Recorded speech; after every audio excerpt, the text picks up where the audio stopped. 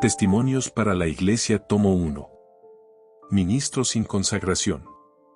Los ministros que predican el mensaje del tercer ángel debieran trabajar porque están convencidos de que Dios ha colocado sobre ellos el peso de la obra. Nuestros ministros no tienen por qué pasar necesidad si practican la economía. Si no lo hacen, pasarán necesidad en cualquier posición a la que se los asigne. Aunque se les proporcione la oportunidad más deseable, gastarán todo lo que reciben. Este ha sido el caso del pastor Huy. Tales personas necesitan poseer un fondo monetario inagotable para sus gastos a fin de mantenerse satisfechas. Los que no manejan con sabiduría sus asuntos temporales suelen fallar en las cosas espirituales. No edifican la iglesia. Puede ser que posean talentos naturales y que se los considere oradores inteligentes, pero les falta calidad moral. Es posible que atraigan una numerosa concurrencia y que generen abundante entusiasmo, pero cuando llega el momento de reunir los frutos, estos son muy escasos o nulos. Estos ministros suelen ubicarse en un nivel por encima de la obra y pierden su amor por la sencillez del Evangelio. No son santificados por las verdades que predican. Esto es lo que ha sucedido en el caso del pastor Huy, quien ha carecido de esa gracia que afirma el alma y eleva y ennoblece el carácter de la persona. Es bueno que la gracia inunde y afirme el corazón, porque es el fundamento de nuestra firmeza. En los lugares donde el pastor Huy ha presentado series de conferencias, la gente ha quedado complacida con su ingenio y su estilo peculiar de predicación. Y sin embargo solo pocas personas han aceptado la verdad como resultado de su trabajo, y aún una proporción considerable de ellas pronto abandonan la fe. Muchos han quedado frustrados debido a la escasez de frutos que acompaña a su trabajo. Se me mostró cuál es la razón. Carecía de humildad, sencillez, pureza y santidad en su vida. Él pensaba que su trabajo ingenioso era inapreciable y que la causa difícilmente podría existir si se lo separara de ella. Pero si hubiera podido comprender la ansiedad que por su culpa experimentaban los verdaderos obreros de la causa, que han procurado ayudarle, no habría tenido un concepto tan elevado de sus propios trabajos. Su comportamiento ha significado una carga continua para la obra, la cual habría prosperado mejor sin su intervención. La ansiedad que sus hermanos sienten por evitar su fracaso los ha llevado a realizar demasiado por él en lo que se refiere a los recursos económicos. Su talento como predicador les ha agradado. Y algunos han sido tan indiscretos que lo han ensalzado y han demostrado marcada preferencia por él, dejando de lado a otros predicadores cuya influencia promovería el progreso de la obra en cualquier lugar. Eso lo ha perjudicado. Carece de humildad o de suficiente gracia de Dios para resistir la alabanza de sus hermanos. Que Dios ayude a estos obreros a sentir su error y a no volver a ser culpables de perjudicar a un joven ministro con su adulación. Todos los que anhelan alejarse del pueblo remanente de Dios para seguir sus propias inclinaciones corrompidas, se arrojarán voluntariamente en los brazos de Satanás y debieran tener esa prerrogativa. Hay entre nosotros también otros que corren peligro. Poseen una opinión exaltada de sus habilidades personales, mientras su influencia en muchos aspectos ha sido solo poco mejor que la del pastor Huy. A menos que se reformen totalmente, la causa estará mejor sin ellos. Ministros sin santificación perjudican la causa y son una pesada carga para sus hermanos. Necesitan que alguien vaya tras ellos para corregir sus errores y enderezar y fortalecer a los que han sido debilitados y arruinados por su influencia. Sienten celos de los que han servido en la obra, de los que están dispuestos a sacrificar hasta sus vidas si ello fuera necesario para hacer progresar la causa de la verdad. Juzgan a sus hermanos aduciendo que no tienen motivos más elevados que los que ellos han tenido. Favorecer demasiado a ministros que están sujetos a las tentaciones de Satanás los perjudica y es un desperdicio de recursos. Les proporciona influencia y así los coloca en un lugar donde pueden perjudicar profundamente a sus hermanos y a la causa de Dios. Se me ha mostrado que las dudas expresadas con respecto a la veracidad de nuestra posición y la inspiración de la palabra de Dios no han sido provocadas, como muchos piensan que lo son. Estas dificultades no yacen tanto en la Biblia o en la evidencia de nuestra fe, como en los propios corazones de los que dudan. Los requerimientos de la palabra de Dios son demasiado sofocantes para su naturaleza no santificada. Por cuanto los designios de la carne son enemistad contra Dios, porque no se sujetan a la ley de Dios, ni tampoco pueden. Romanos 8:7. Si las propensiones del corazón natural no se restringen y someten por la influencia santificadora de la gracia de Dios recibida por el conducto de la fe, los pensamientos del corazón no son puros ni santos. Las condiciones de la salvación presentadas por la palabra de Dios son razonables, claras y positivas y significan nada menos que perfecta conformidad con la voluntad de Dios y pureza de corazón y de vida. Tenemos que crucificar el yo con sus concupiscencias. Tenemos que limpiarnos de toda contaminación de la carne y el espíritu, perfeccionando la santidad en el temor de Dios. En casi todos los casos en que alguien pone en duda la inspiración de la palabra de Dios, lo hace a causa de su vida que no está santificada y que esa palabra condena. No quieren recibir sus reproches y amenazas porque estos ponen de manifiesto su comportamiento errado. No aman a los que intentan convertirlos y restringirlos. Las perplejidades y las dudas que confunden el corazón depravado desaparecerán para el que practica los puros principios de la verdad. Numerosas personas poseen talentos que les permitirían realizar mucho bien si fueran santificados y usados en la causa de Cristo, o bien mucho daño si se los utiliza al servicio de la incredulidad y de Satanás. La gratificación del yo y de sus diversas concupiscencias pervertirá los talentos y los convertirá en maldición en lugar de bendición. Satanás, el archiengañador, posee talentos maravillosos. Fue una vez un ángel eminente que seguía a Cristo en importancia. Cayó de su posición debido a su autoexaltación, ocasionó una rebelión en el cielo e hizo que muchos cayeran con él. Después empleó sus talentos y habilidades contra el gobierno de Dios, para hacer que todos a quienes pudiera controlar despreciaran la autoridad del cielo.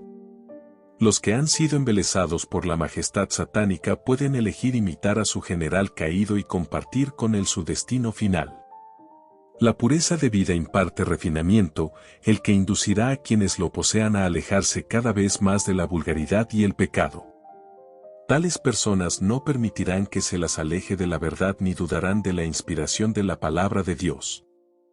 Al contrario, se dedicarán a estudiar diariamente la palabra sagrada con interés creciente, y las evidencias del cristianismo y la inspiración colocarán su sello en su mente y su vida. Los que aman el pecado se alejarán de la Biblia, se complacerán en dudar y despreciarán los principios. Recibirán falsas teorías y las promoverán. Estas personas atribuirán el pecado humano a las circunstancias. Y cuando alguien comete un pecado grave, lo hacen objeto de compasión en lugar de considerarlo un delincuente que debe ser castigado. Este proceder siempre agradará al corazón depravado, el cual, con el tiempo, desarrollará los principios de la naturaleza caída. Por algún proceso general, los hombres prefieren abolir de una vez por todas el pecado y evitarse así la desagradable necesidad de reforma y esfuerzo individuales. Con el fin de librarse de la obligación de esforzarse constantemente, muchos están dispuestos a declarar sin importancia todo el trabajo y el esfuerzo que realizaron en sus vidas mientras obedecían los sagrados principios de la palabra de Dios. La necesidad filosófica del pastor Huy tiene su fundamento en las corrupciones del corazón. Dios está suscitando hombres para que salgan a trabajar en el campo de la siega, y si son humildes, dedicados y santos, recibirán las coronas que pierden los ministros que son reprobados en relación con la fe. El 5 de noviembre de 1862 se me mostró que algunos obreros confunden su llamamiento. Piensan que si un hombre no puede trabajar con sus manos, o si no es un hombre de negocios, entonces puede dedicarse a ser un ministro religioso. Muchos cometen un gran error en esto. Es verdad que una persona que no tiene el tacto del hombre de negocios puede llegar a ser un ministro, pero carecerá de las cualidades que todo ministro debe poseer a fin de trabajar con sabiduría en la iglesia y edificar la causa. Pero cuando un ministro es competente en el púlpito y, como el pastor Huy, es incompetente como administrador, nunca debiera salir solo. Otra persona debiera acompañarlo con fines de administración para suplir su deficiencia. Y aunque sea humillante, debiera escuchar el juicio y consejo de su compañero, así como un ciego sigue a uno que puede ver. Al hacerlo escapará de muchos peligros que podrían ser fatales para él si se lo dejara solo. La prosperidad de la causa de Dios depende mucho de los ministros que trabajan en el campo evangélico. Los que enseñan la verdad debieran ser hombres piadosos, abnegados y fervientes que comprenden su misión y hacen el bien porque saben que Dios los ha llamado a la obra. Hombres que conocen el valor de las almas y que están dispuestos a llevar cargas y responsabilidades. Un obrero cabal se conoce por la perfección de su obra. Hay pocos predicadores entre nosotros. Y debido a que la causa de Dios necesita tanta ayuda, algunos han sido inducidos a pensar que casi cualquier persona que afirme ser un ministro puede ser aceptable. Algunos han pensado que si alguien puede orar y exhortar con facilidad en las reuniones, está calificado para ser enviado como obrero. Y antes de ser probados, o de que pudieran exhibir fruto adecuado en su trabajo, hombres a quienes Dios no había enviado, han sido animados y adulados por hermanos sin experiencia. Pero su obra pone de manifiesto el carácter del obrero. Desparraman y confunden, pero no recogen ni edifican. Unos pocos pueden recibir la verdad como fruto de su trabajo, pero estos no se elevan a mayor altura que la de sus instructores. La misma carencia que se manifestaba en su propia vida se advierte en la de sus conversos. El éxito de esta causa no depende de que tengamos un gran número de ministros. Pero es sumamente importante que los que trabajan en relación con la causa de Dios sean hombres que realmente sientan el peso y el carácter sagrado de la obra a que Dios los ha llamado. Unos pocos hombres piadosos y abnegados, pequeños en su estimación personal, pueden hacer mejor que un número mucho mayor si una parte de estos no está calificada para el trabajo. Pero manifiestan confianza en sí mismos y hacen alarde de sus talentos personales.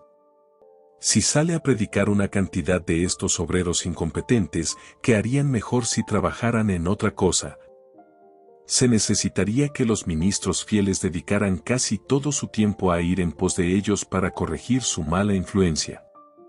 La utilidad futura de los predicadores jóvenes depende en buena medida de la forma en que desempeñan sus labores. Hay hermanos que aman de corazón la causa de Dios y que están de tal manera ansiosos de ver progresar la verdad, que corren peligro de hacer demasiado por los ministros que no han sido probados. Al ayudarles liberalmente con recursos económicos y al proporcionarles influencia.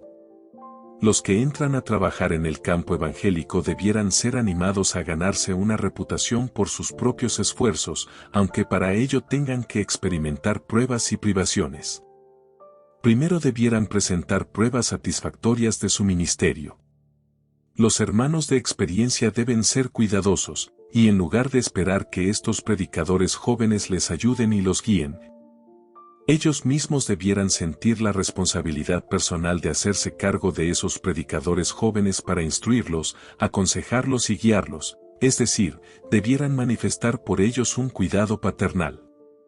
Los ministros jóvenes deben ser metódicos y sistemáticos, tener un propósito definido e inquebrantable y la voluntad de trabajar a fin de no comer sin esfuerzo el pan de otros.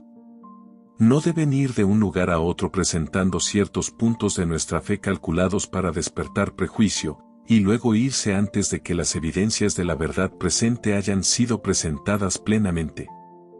Los jóvenes que piensan que tienen un deber que cumplir en relación con la obra, no deben tomar sobre sí la responsabilidad de enseñar la verdad. Hasta haber tenido el privilegio de haber estado bajo la influencia de algún predicador experimentado que trabaje en forma sistemática, deben aprender de él como un alumno aprende de su profesor en la escuela. No deben ir de un lugar a otro sin objeto definido y sin un plan adecuado para llevar a cabo su trabajo. Algunos que poseen poca experiencia y no están calificados para enseñar la verdad, son los últimos en pedir consejo a sus hermanos experimentados. Se consideran ministros y se colocan al mismo nivel que los obreros de larga y reconocida experiencia, y no quedan satisfechos a menos que se les permita dirigir, pensando que por el hecho de ser ministros ya saben todo lo que vale la pena saber. Esos predicadores ciertamente carecen del verdadero conocimiento de sí mismos. No poseen modestia adecuada y tienen un concepto demasiado elevado de sus habilidades personales. Los ministros experimentados que comprenden el carácter sagrado de su obra y que sienten sobre ellos el peso de la obra, son celosos de sí mismos. Consideran un privilegio solicitar consejo de sus hermanos y no se ofenden si se les sugiere alguna mejora en sus planes de trabajo o en su forma de hablar. Los ministros que proceden de diferentes denominaciones y que han aceptado el mensaje del tercer ángel suelen desear enseñar, cuando debieran estar aprendiendo. Algunos tienen que desaprender una parte considerable de sus enseñanzas anteriores antes de poder aprender plenamente los principios de la verdad presente. Algunos ministros perjudicarán la causa de Dios al ir a trabajar por otros, cuando ellos mismos necesitan que se haga con ellos una obra tan grande para capacitarlos para su trabajo como la que ellos desean hacer por los incrédulos. Si no están calificados para la obra, se requerirá el trabajo de 2 o 3 ministros fieles que vayan en pos de ellos para corregir su mala influencia.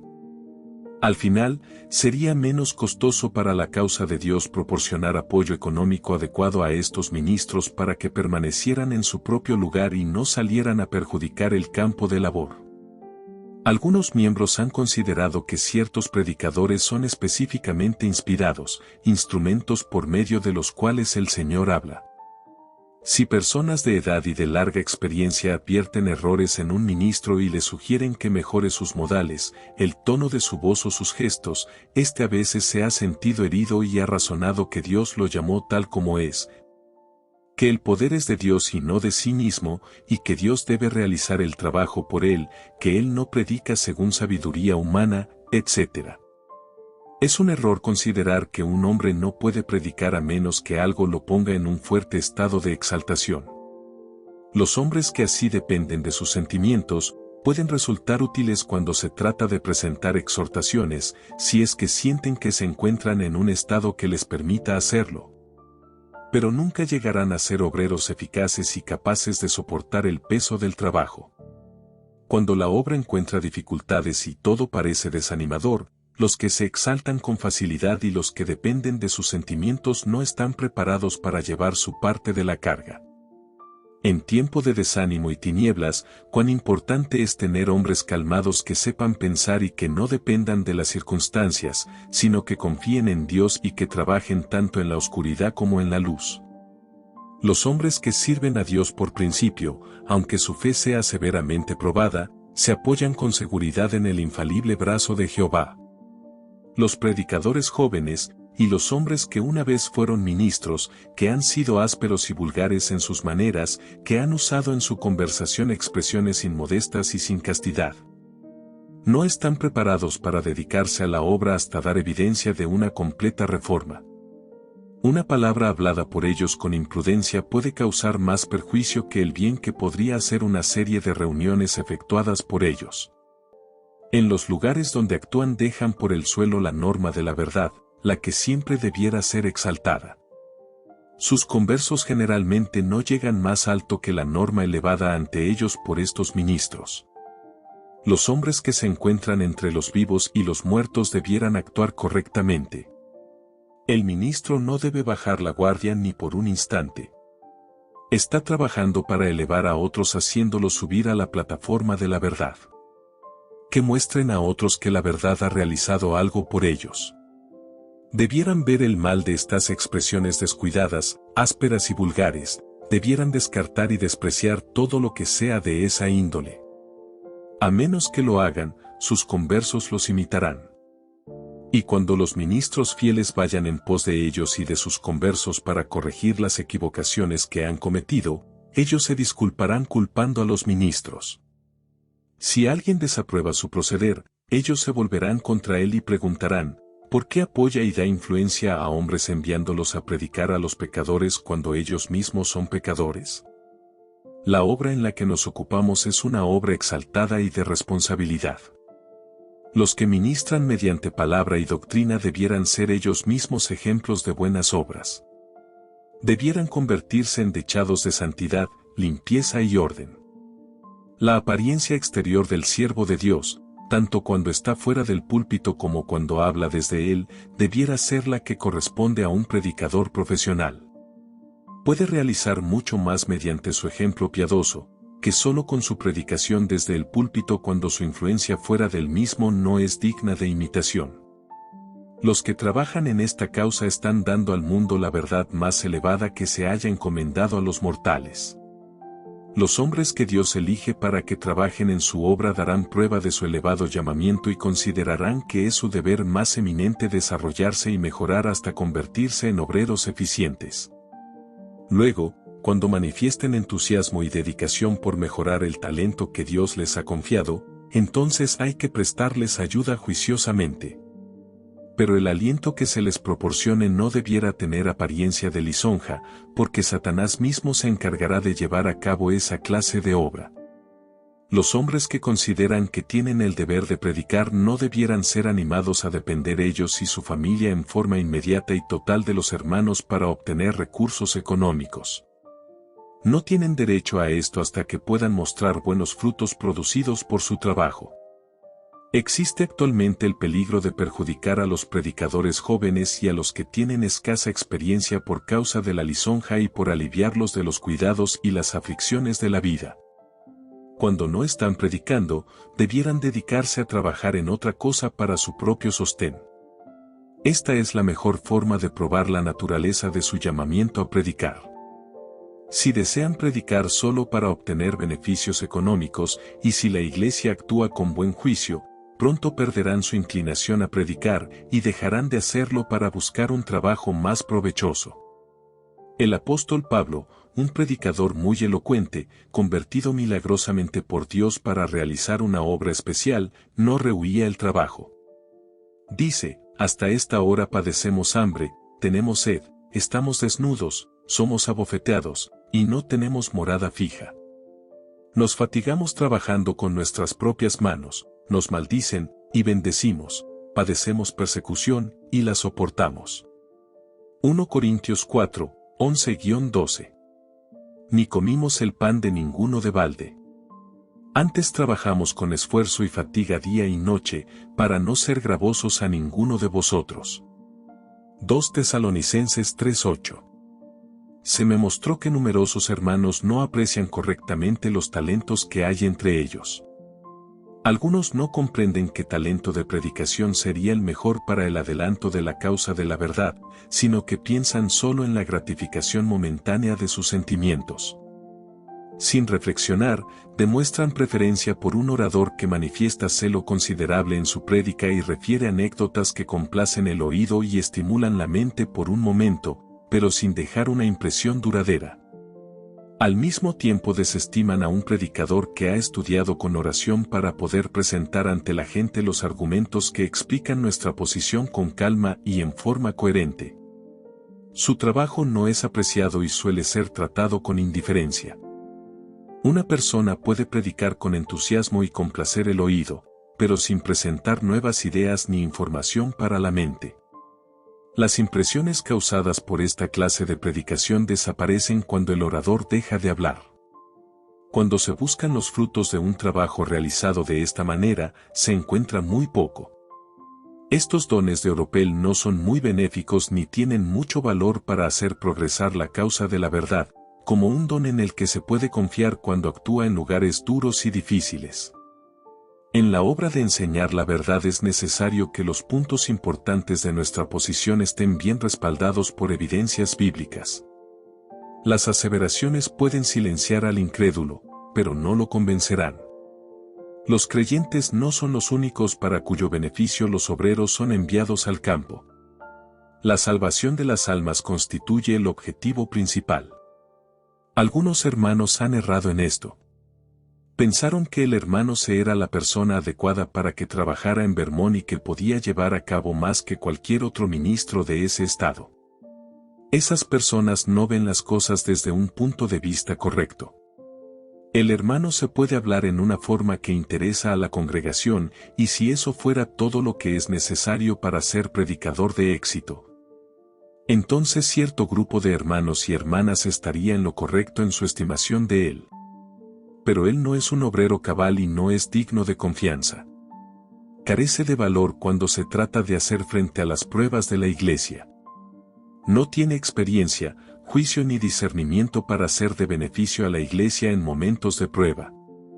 No ha sido un hombre cabal y minucioso en los asuntos temporales, y aunque tiene una familia reducida ha necesitado que se le preste ayuda financiera de vez en cuando.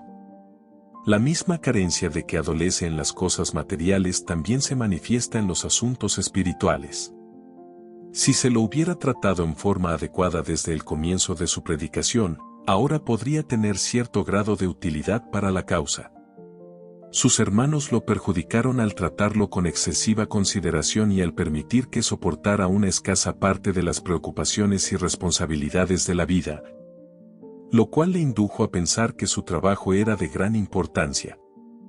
Ha estado dispuesto a que algunos hermanos de Vermont llevaran sus responsabilidades financieras mientras él vivía aliviado de preocupaciones.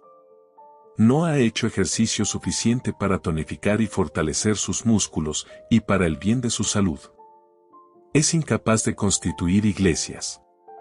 Cuando sienta pesar si no predica el Evangelio, como lo han sentido los predicadores abnegados en el pasado, entonces, lo mismo que ellos, estará dispuesto a trabajar con sus manos una parte del tiempo a fin de obtener recursos para sostener a su familia para que ella no sea una carga para la iglesia, y luego saldrá no solo a predicar, sino también a ganar almas. Los esfuerzos realizados con este espíritu tendrán éxito. Él ha sido exaltado en su propia estima, se ha considerado tan competente como cualquiera de los obreros de Vermont, y ha pensado que deben ubicarlo en la misma categoría que ellos y consultarlo con respecto a asuntos de la iglesia, y sin embargo, no ha ganado una reputación ni ha demostrado ser digno. ¿Qué sacrificio personal o devoción ha manifestado por la iglesia? ¿Qué peligros o privaciones ha tenido que soportar, para que los hermanos puedan confiar en él como un obrero digno de confianza, y cuya influencia sea buena, no importa a dónde vaya? Hasta que manifieste un espíritu enteramente diferente y obre impulsado por principios carentes de egoísmo, es mejor que abandone la idea de predicar. Los hermanos de Vermont han pasado por alto el valor moral de hombres como los H.N.O.S. Bordeaux, Pierre y Stone, quienes poseen una profunda experiencia y cuya influencia ha sido de tal naturaleza que ha ganado la confianza de la comunidad. Sus vidas industriosas y consecuentes los han convertido en predicadores estables y profesionales, y su trabajo ha eliminado una cantidad considerable de prejuicios, han cosechado y edificado. Pero los hermanos no han apreciado el trabajo de estos obreros.